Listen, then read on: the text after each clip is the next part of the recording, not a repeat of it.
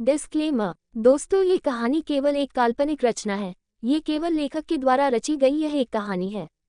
इसका वास्तविक जीवन से कोई भी संबंध नहीं है। कृपया आप कहानियों को केवल मनोरंजन की दृष्टि से ही सुने, और साथ ही अगर आप इस चैनल नॉवल स्टोरी 2.6 पर पहली बार आए हैं तो चैनल को सब्सक्राइब और वीडियो को भर भर लाइक करना ना भूलें। धन्यवाद। एपिसोड 7। सभी मंदिर में पूजा करके प्रार्थना करके वापस हॉल में आ गए। अपूर्व ने ही कुछ सोचकर अपनी मां को कमरे में आराम करने के लिए भेज दिया। वैभवी जी भी थकी हुई थी, इसलिए बिना कोई सवाल किए ऊपर चली गई।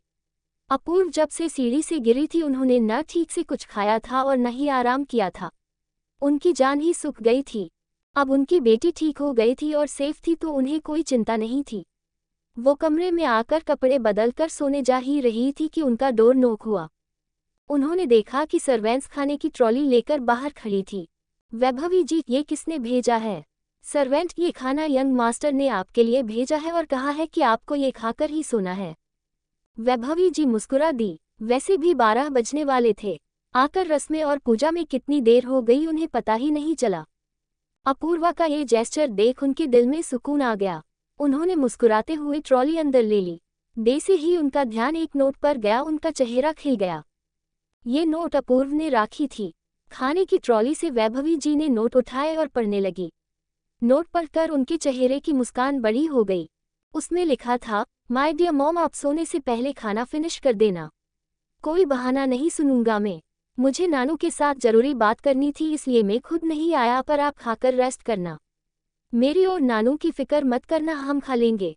Love you mom, your one and only son Apoorv. Vaibhavi ji का दिल गर्माहट से भर गया। उन्होंने वो नोट लिया और प्यार से ड्रॉवर में संभाल कर रख दिया। मुस्कुराते हुए खाना खाकर उन्होंने ट्रॉली बाहर रख दी। खाना खाकर वो बेड पर पसर गई।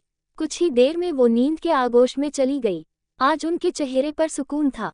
वहीं दूसरी तरफ स्टडी रूम में अपूर्व अपने नाना जी के साथ बैठा था।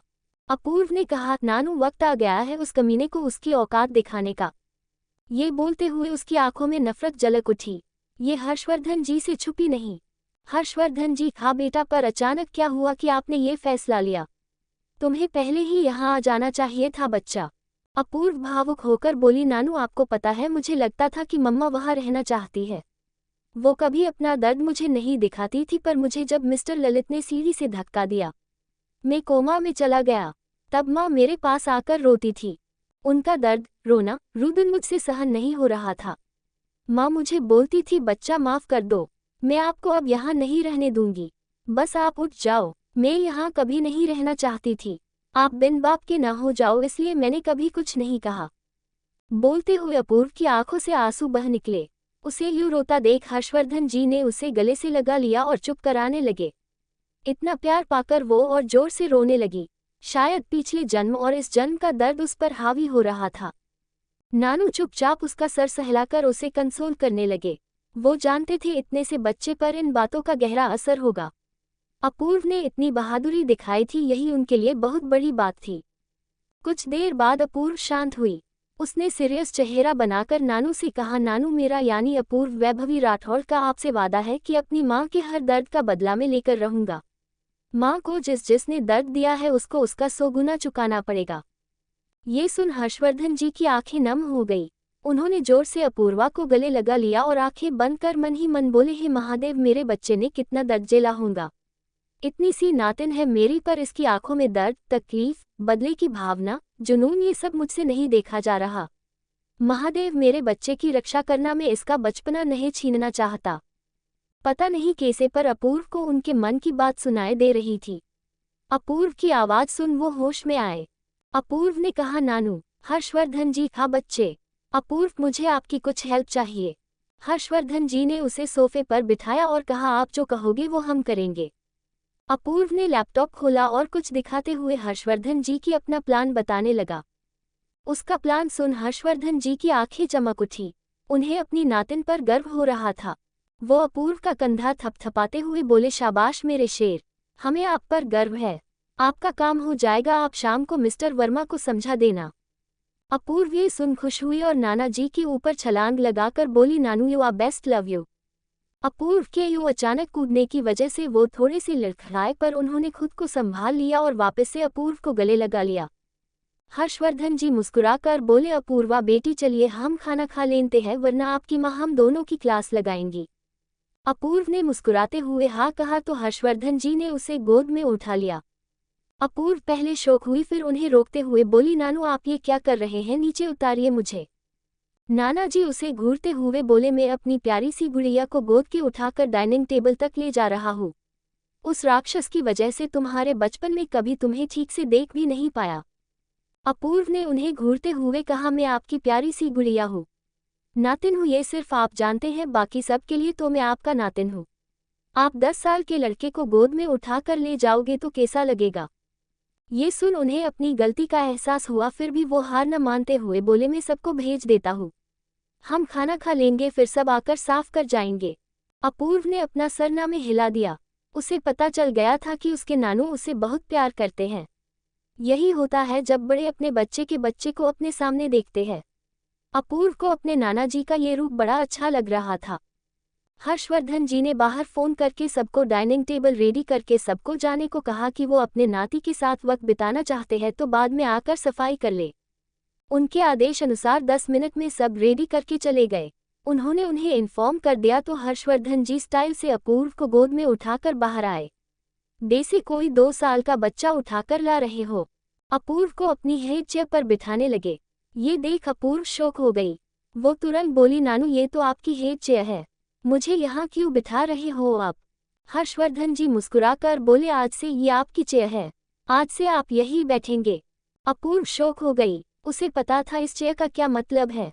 हेड चेयर पर बैठने वाला पूरे राठौर परिवार पर राज करता है। वो 10 साल के बच्चे को ये हक और जिम्मेदारी कैसे दे सकते थे। हर्षवर्धन जी ने उसे हेड चेयर पर बिठाया और खुद उसके पास वाली चेयर पर बैठ गए। अपूर्व का रिएक्शन देख उनके चेहरे की मुस्कान गहरी हो गई। हर्षवर्धन जी मुस्कुराकर बोले, मुझे पता है आप यही सोच रही हो बच्चा कि मैं आपको इतनी छोटी सी उम्र में इस चेयर पर क्यों बिठा रहा हूँ, तो मैंने आपकी समझदारी, हौसला, जुनून सब देखा है। आपने अपनी माँ के लिए कैसे स्टैंड लिया, साइन करवाए, सब देखा मैंने, मेरे बच्चे लाइव देखा। अपूर्व ये सुन शॉक हो गए। थोड़ी देर में उसने खुद को नॉर्मल कर लिया। वो जानती थी कि ये उनके लिए कोई बड़ी बात नहीं है। हर्षवर्धन जी आगे बोले, मैंने ऐसे ही आपको अपना वारिस नहीं चुना है। आपको ये चेयरमैन इसलिए सौंपी है कि आप सब सीख सके। मैं आप पर सारे फैसले नहीं छोड़ूंगा, पर आपकी राय जरूर लूंगा। फिर भी मैं हमेशा आपको इसी चेयर पर देखना चाहता हूँ। अपूर्व की आंखें फिर एक बार नम हो गई। उसने खुद को संभाल अपने नाना जी के हाथों पर हाथ रखकर कहा, नानू आप जैसा चाहेंगे वैसा ही होगा, मैं आपको कभी निराश नहीं करूंगी। नाना जी मुस्कुराए और बोले, हमें यही उम्मीद थी। अभी खाना खा लो, बच्चे ठंडा हो जाएगा, फिर शाम को आपको अपने प्लान पर फोकस करना है। ये बोलते हुए हर्षवर्धन जी के चेहरे पर शैतानी मुस्कान थी। अपूर्व भी डेविल स्माइल के साथ, ये नानू, कल का इंतजार और मेहरा फैमिली की इज्जत मिट्टी में मिल जाएगी, सुबह का इंतजार है बस। दोनों खाना खत्म कर कमरे में चले गए। अपूर्व कमरे में आकर लैपटॉप खोलकर श्री सिंघानिया यानी खुद की लेटेस्ट न्यूज के बारे में सर्च करने लगी। उसे न्यूज देखने को मिली कि घूमने गए होने के दौरान वो खाई से फिसलकर गिर गई और मर गई। ये देख अपूर्व की आंखें गुस्से से जलने लगी। उसने दांत पिसते हुए कहा, सिंघानिया परिवार को अब बर्बाद न कर दिया तो मैं भी श्री सिंघानिया नहीं। एपिसोड 8। शाम को अपूर्व ने मिस्टर वर्मा को उनका काम समझा दिया था। मिस्टर वर्मा भी अपने काम पर लग चुके थे। अपूर्व ने अपनी मां के कमरे का दरवाजा खटखटाया। वैभवी जी कम इन। अपूर्व अंदर आए। वैभवी जी के चेहरे पर मुस्कुराहट खिल उठी। उन्होंने अपूर्व को बिठाया। कुछ देर बात करने के बाद अपूर्व ने सीरियस होकर कहा, मोम जरूरी बात करनी है आपसे। वैभवी जी सीरियस होकर बोली, हाँ बच्चा बोलो ना। अपूर्व, मेरे बदले में आप बीच में नहीं आएंगी, मैं मेहरा परिवार को बर्बाद कर दूंगा। आप इस बीच बिल्कुल सॉफ्ट नहीं होंगी, न ही मुझसे नाराज होंगी। वैभवी जी अपूर्व का ये रूप देख समझ चुकी थी कि अपूर्व का बचपन छिन चुका है जो कभी वापस नहीं आएगा। उसकी मासूमियत खत्म हो चुकी है। वैभवी जी ने फीकी मुस्कान के साथ पूछा, बच्चा इसमें आपको खुशी मिलेगी? अपूर्व स्माइल के साथ बोली, हाँ माँ, खुशी और सुकून दोनों मिलेगा। हमें जितना दर्द उन लोगों ने दिया है उन्हें भी मिलना चाहिए। अपनी माँ के हर एक दर्द, आंसू, तकलीफ, जिल्लत का बदला न लूं तब तक मुझे चैन नहीं मिलेगा। वैभवी जी भी मेहरा परिवार की बर्बादी देखना चाहती थी। आखिर उनकी वजह से अपूर्व मौत के मुंह में थी। माँ सब बर्दाश्त कर सकती है पर अपने बच्चे को खरोच भी बर्दाश्त नहीं कर सकती। अपूर्व का बेजान चेहरा जब उन्होंने देखा था तभी सबको बर्बाद करने की इच्छा हुई थी उन्हें। वैभवी जी नॉर्मल टोन में बोली, ठीक है बच्चा, आप उनके साथ दे से बदला लेना चाहते हो ले सकते हो, मैं आपके साथ हूं, पर आप कभी बदले के चक्कर में खुद को चोट नहीं पहुंचाओगे। अपूर्व ने प्यार से अपनी मां को गले लगाया और वादा किया कि खुद को कभी हट नहीं करेगी। कुछ देर मां की बाहों में सुकून से रहने के बाद अपूर्व ने अलग होकर कहा, मां सुबह का इंतजार कीजिए, बदले शुरुआत हो चुकी है। अपूर्व की बातों से जाहिर था कि उसने पहले से ही प्लान तैयार कर रखा है, बस उनकी हाँ ही बाकी थी। रात को सब खाना खाकर कमरे में चले गए। वहीं दूसरी तरफ मेहरा मेंशन, ललित जी अपूर्व और वैभवी जी के जाने के बाद से अपूर्व के रूम में थे। रूम लॉक करके गुमसुम बैठे थे। उन्हें ऐसा लग रहा था जैसे उनके हाथों से कुछ कीमती चला गया हो। उनकी आंखें लाल हो चुकी थी। वो खुद से ही बोल रहे थे, नहीं अपूर्व मुझसे नफरत नहीं कर सकता, मेरा बेटा है, मुझसे कैसे नफरत कर सकता है। और वैभवी वो भी छोड़कर चली गई। उसने कैसे डाइवोर्स पेपर पर साइन कर दिए सीधे, नहीं मैं उन्हें वापस लाकर रहूंगा। वो कहते हैं ना, जब हम कुछ खो देते हैं तब उसकी कीमत पर चलती है। वैसा ही कुछ ललित जी के साथ था, पर अब उसका कोई फायदा नहीं था। उन्हें सुबह आने वाले खतरे का अंदाजा भी नहीं था। वो जिसे अपनी जिंदगी में वापस लाने का सोच रहे हैं वो उसकी पहुंच से दूर है, बहुत दूर। सब दरवाजा पीट पीट कर थक गए। ललित जी ने दरवाजा नहीं खोला। थक हार कर सब वापस चले गए। ऐसे ही किसी की सपनों ने, किसी की दर्द में तो किसी की सुकून में रात बीती। नेक्स्ट मॉर्निंग सभी जगह एक न्यूज वायरल हो रही थी। ललित मेहरा का डाइवोर्स वैभवी मेहरा के साथ हो चुका है। सभी जगह वैभवी जी और ललित जी के शादी के फोटो के साथ थे। दूसरे फोटो में अपनी रखेल और अपने नाजायज बच्चों के साथ थे। अपूर्व ने एक आर्टिकल वायरल करवाया था जिसमें उसने पूरी कहानी बताई थी कि कैसे वैभवी जी की प्रेगनेंसी दौरान उन्हें धोखा दिया। खुद की बेस्ट फ्रेंड और पति को साथ देख वो टूट चुकी थी। रखेल के साथ उनकी बीवी के सामने 2 बच्चे पैदा किए और बीवी के साथ ही घर में रखेल को रखा। कैसे उन्हें टचर किया, अपूर्व को सीढ़ी से धक्का दिया, वो कोमा में था, मरते मरते बचा। उसके साथ अपूर्व की फोटो भी दी गई थी जिसमें वो मशीनों से घिरा हुआ बेजान लेटा था। उसकी माँ उसका हाथ पकड़ आंसू बहा रही थी। अंत में कोमा से बाहर आकर उसी दिन सुबह अपूर्व ने अपनी माँ को आज़ाद करवाकर डिवोर्स दिलवाकर अपने नानू के घर चला गया। ये न्यूज सभी channel, social media, high society में सभी जगह फैल चुकी थी। सभी मेहरा परिवार पर थू थू कर रहे थे, ललित को गालियां दे रहे थे। आखिर एक बाप खुद के बच्चे को धक्का कैसे दे सकता है? उस बच्चे की हालत देख उसकी माँ पर क्या बीती होगी। अरे फोटो देखा आपने बच्चे का, कितना प्यारा बच्चा है, और ऐसे बेजान लेटा देख किसी का भी दिल पिघल जाए। वैभवी जी ने रो रोकर खुद की क्या हालत बना ली है, देखा नहीं? अरे ऐसे बाप से अच्छा तो कसाई होता है, खुद के बच्चे पर तो वार नहीं करता। अरे ऐसी दोस्त से अच्छी तो डायन होती है, अपने घर से 7 घर छोड़कर वार करती है। पर इस कामिनी को देखो कैसे मेहरा मेंशन में पड़ी है, रखेल कहीं की। हाँ देखो कैसे हंसते मुस्कुराते परिवार को तोड़ दिया। ऐसी औरत सिर्फ दूसरों का घर तोड़ सकती है। अरे उस बच्चे ने क्या नहीं देखा होगा जो खुद की माँ का डाइवोर्स करवाकर उन्हें साथ ले गया। आखिर है तो 10 साल का बच्चा। हाँ तो बेचारा बच्चा क्या करता, अपने बाप की रखेल के हाथों उन्हें टचर करने देता। बच्चे के दिमाग पर क्या असर हुआ होगा। ऐसी कई सारी कमेंट और गालियां लोग मेहरा परिवार और कामिनी को दे रहे थे। कामिनी और उसके बच्चों पर सवाल उठा रहे थे। अपूर्व और वैभवी जी के लिए दुख जता रहे थे। अपने और अपने बच्चे के बारे में घटिया बातें सुनकर कामिनी का खून खोल उठा। उसे बर्दाश्त नहीं था कि कोई उसके बच्चों को नाजायज कहे और उसे रखेल शब्द से बुलाए, पर यह था तो सच ही। कामिनी ने कमरे की हालत खराब कर रखी थी। ललित जी की हालत भी खराब थी। कंपनी में हड़कंप मच गया था। सारे शेयर होल्डर ने कंपनी को सर पर उठा रखा था। ललित और अशोक जी स्थिति संभालने की नाकाम कोशिश कर रहे थे। ये सब हो ही रहा था कि 1 घंटे बाद कुछ वीडियो वायरल हुए। एक वीडियो में ललित जी अपूर्व को सीढ़ी से धक्का दे रहे थे। वैभवी जी रोते हुए नीचे बेजान पड़े अपूर्व को उठाने की नाकाम कोशिश कर रही थी। दूसरे वीडियो में कामिनी वैभवी जी को अपूर्व के नाम पर मजबूर करके टॉर्चर कर रही थी। वैभवी जी अपूर्व के लिए सब सह रही थी। तीसरी वीडियो में ललित कामिनी के भड़काने पर अपूर्व को बैट से मार रहा था। अपूर्व बेहोश हुआ तब उसे बेजान छोड़कर निकल गया। ये सब देख लोगों का गुस्सा 7वें आसमान पर था। वो अपूर्व और वैभवी जी के लिए न्याय की मांग करने लगे। ललित जी के लिए वीडियो रिलीज होने के बाद मुश्किल और बढ़ गई।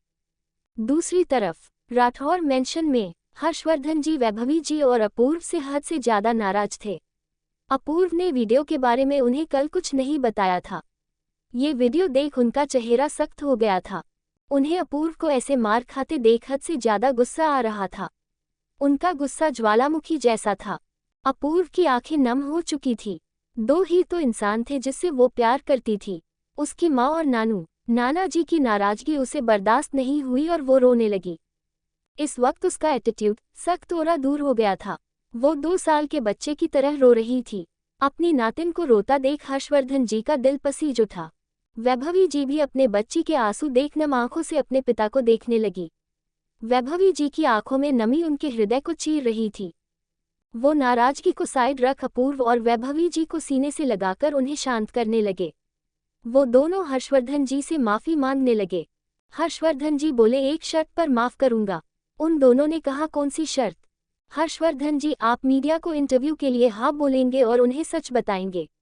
हम अब मेहरा खानदान का नामो निशान मिटा देना चाहते हैं। अपूर्व ने हर्षवर्धन जी की आंखों में आंखें डालकर कहा, नानू आप बस सब मुझ पर छोड़ दो। मेरा आपसे वादा है, उन्हें मैं बर्बाद कर दूंगा। एक साथ नहीं, धीरे धीरे तड़पा तड़पा कर मारूंगा। आप जैसा कहेंगे वैसा ही होगा। हर्षवर्धन जी ने उन्हें माफ कर दिया। वो अपने बच्चों को उदास नहीं होने देना चाहते थे। सब ने नाश्ता किया। अपूर्व ने नाश्ते के बाद वैभवी जी से कहा, मोम रेडी हो जाए, हम शॉपिंग करने जा रहे हैं। वैभवी जी बिना कोई सवाल किए ऊपर चली गई। उनके जाने के बाद अपूर्व ने हर्षवर्धन जी से कहा, प्लान रेडी है ना नानू? सब उस हिसाब से हो गया। हर्षवर्धन जी डेविल स्माइल के साथ बोले, हाँ बेटे सब रेडी है, तुम तैयार होकर मॉल चले जाओ। अपूर्व जी नानू बोलकर चली गई। आखिर क्या होने वाला है मॉल में? तो दोस्तों आगे क्या होगा यह जानने के लिए इस स्टोरी को सुनते रहिए सिर्फ और सिर्फ novel_story_2.6 चैनल पर। और अगर कहानी आप सभी को पसंद आए तो वीडियो को लाइक, कमेंट और शेयर जरूर करें। धन्यवाद।